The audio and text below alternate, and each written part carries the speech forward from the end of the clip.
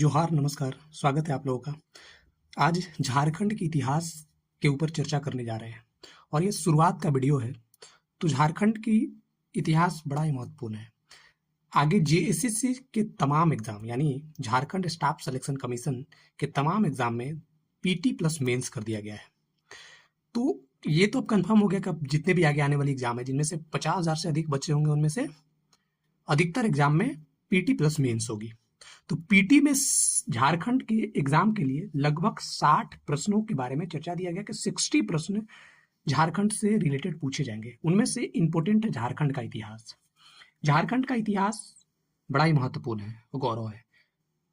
पूरा पाषाण काल से लेकर के आधुनिक युग तक, यहाँ तक कि स्वतंत्रता आंदोलन में विद्रोह और महत्वपूर्ण समय में भी झारखंड के लोगों ने महत्वपूर्ण युग के पढ़ते हैं। एक तो हम लोग ऐतिहासिक स्रोत को बांट के पढ़ते हैं, दूसरा हम लोग प्राग ऐतिहासिक काल, जिनमें से प्राचीन, मध्य और आधुनिक रूप से बांट के करते हैं।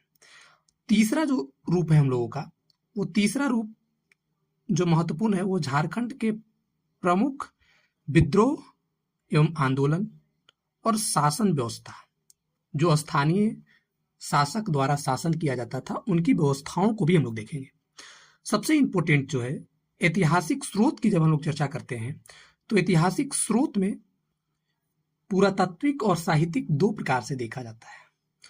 पुरातात्विक में जब खुदाई में उस समय के जो औजार आदि चीजें प्राप्त होती थी तो उसके आधार पर हम लोग पाषाण उपकरण के आधार पर हम लोग देखते थे। और साहित्यिक रूप से, क्योंकि साहित्यिक प्रमाण वैदिक युग के बाद से आते हैं, उससे पहले कुछ चित्रकारियां वगैरह आते हैं जिसकी लिपि अभी तक समझ में नहीं आई है। तो पुरातात्विक स्थानों के बारे में जब हम लोग चर्चा करते हैं तो पुरातात्विक स्थान पाषाण उपकरण में बोकारो से हमें हस्त कुठार प्राप्त हुए। तो बोकारो इंपोर्टेंट याद रख लीजिएगा। हजारीबाग में सरया, रहम, दुहंगी करके 3 जगहों के बारे में, और इसको यहाँ पे आधा 100 होगा, इसको सरया, रहम, दुहंगी, इन स्थानों को जरूर याद रख लीजिएगा। यहाँ से हमें हस्त कुठार औजार के रूप में मिला है। कब की? तो पूरा पाषाण काल के। हजारीबाग 1991 में इसको याद रख लीजिएगा। इसको में पत्थर की चित्रकारी और 2 गुफाएं भूल भुलैया के भी खोज की गई है। तो हजारीबाग से प्रमुख स्थानों के नाम जान लेते हैं हम लोग। आगे हम लोग रामगढ़ के बारे में देखेंगे। रामगढ़ में गोला, कुसुमगढ़, बड़का गांव, मांडू, सागर, बरगुंडा और रजरप्पा 6 ऐसे स्थान हैं जहां से हमें कुल्हाड़ी, टांगी, खुर्ची, खुरपी, तक्षनी आदि जो पाषाणकालीन उपकरण है, औजार हैं, ये हमें प्राप्त हुए थे। कहाँ से थे? उन स्थानों के जरूर याद रख लीजिएगा। उन्हीं से प्रश्न पूछता है कि बड़का गांव से क्या प्राप्त हुआ, गोला से क्या प्राप्त हुआ, या कुसुमगढ़, गढ़ वाले इलाका ज्यादातर इधर ही आ जाएंगे, या बरगुंडा, रजरप्पा, रजरप्पा तो फेमस है।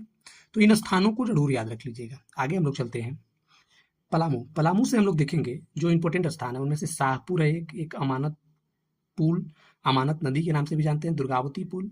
लातेहार से 18 किलोमीटर दूर 3 जगहों की चर्चा है। एक हाथीगढ़ा, दूसरा बालूगढ़ा और नागगड्ढा पहाड़ी। तीनों बड़ा इंपॉर्टेंट नाम है, हाथीगढ़ा, बालूगढ़ा, नागगड्ढा पहाड़ी। यहाँ तीनों जो प्रागैतिहासिक काल के तीनों, पाषाण काल के तीनों, पूर्व, मध्य और नव पाषाण कालीन युग औजार है, जहाँ पे उन औजारों में क्या होता था? टांगी, खुर्ची या ब्लेड, जिसे स्लेट के बारे में हम लोग चर्चा करते थे, उन्हें मिला है। एक और जो हम लोग चर्चा करते हैं वो है गढ़वा जिला का भवनाथपुर में जो गुफा के अंदर शैल चित्र प्राप्त हुए हैं, गुफा चित्र प्राप्त हुए हैं, उसे हम शैल चित्र के नाम से भी जानते हैं। शैल चित्र के बारे में जब हम लोग चर्चा करते हैं तो वहां पे क्या है भाई? तो अखेटक का चित्र है, कुछ पशुओं का चित्र है, और पेड़, पत्ती, पौधे आदि ये सब चित्र होते ही होते हैं। और स्थानीय भाषा में हम लोग इसे कोहबर के नाम से भी प्रसिद्ध जानते हैं, क्योंकि मैं आसपास कहीं इलाके से आता हूं तो इसके भली भांति परिचित हूँ। आगे की जो स्लाइड देखते हैं उनमें से सिंहभूम जिला के बारे में। सिंहभूम में लोटा पहाड़ी बड़ा ही इंपॉर्टेंट है। लोटा पहाड़ी से पूर्व पाषाण काल के औजारे प्राप्त हुए हैं, पूर्व पाषाण काल के औजारे प्राप्त।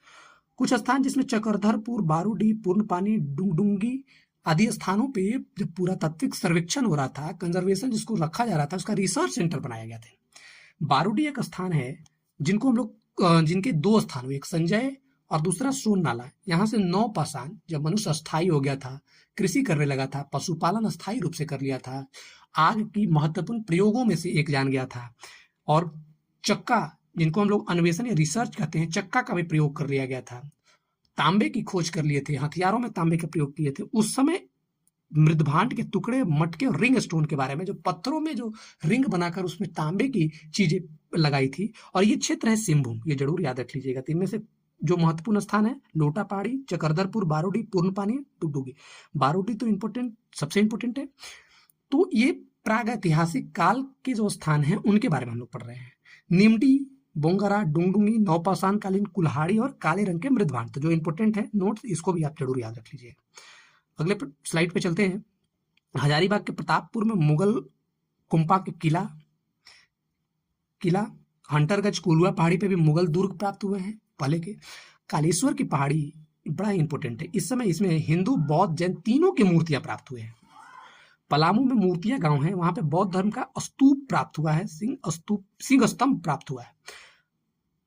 पत्थर स्लेट की टुकड़ा बुरंदी और रादू नदी के तट पे यानी चाईबासा के आसपास वाले इलाके में प्राप्त हुआ।